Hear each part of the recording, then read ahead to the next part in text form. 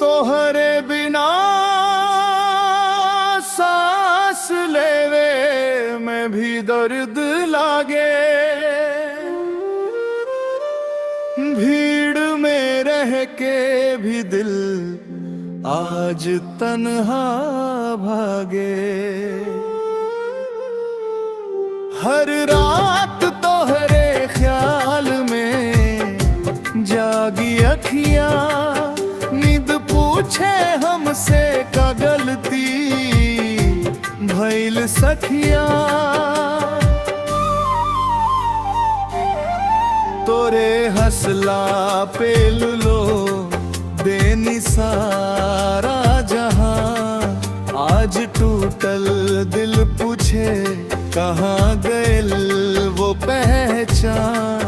हम तो प्यार के राह में सब कुछ हार गईनी, तोहरे वादा पे यकीन करके रो गईनी। तोहरे नाम से ही शुरू होके सवेरा, तोहरे नाम पे ही ढले अब अंधेरा। लेकिन आज तू गैर बन के सामने खड़ा बाड़ू, हमरे टूटे दिल के हाल से अनजान बाड़ू।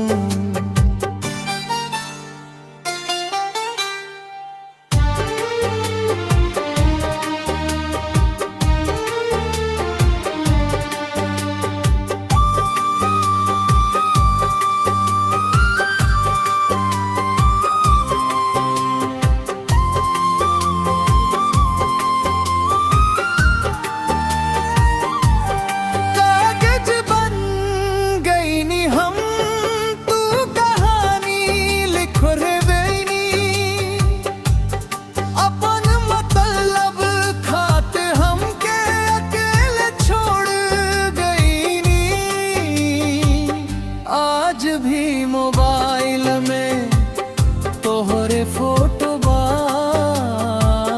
देख के रोवे दिल आँख से पानी बा। न शिकवा बा न अब कोई सवाल, बस इतना बता जा का यही रहे कमाल। हम तो दिल से निभैनी, तू खेल समझ गईनी, प्यार के मोल न जान